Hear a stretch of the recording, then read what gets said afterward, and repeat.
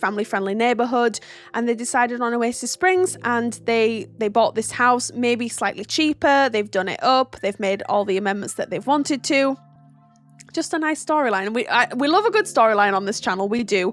I always try and think about it when I'm building, but when my ideas really start to come together is when I'm actually filming, and I start talking about it, and then I start thinking, oh, well, you know, maybe they did this and that and the other. Like, I knew the dynamic of the family, but I didn't necessarily think, oh, they could have been from the city and they could have moved here. They've done the renovations themselves.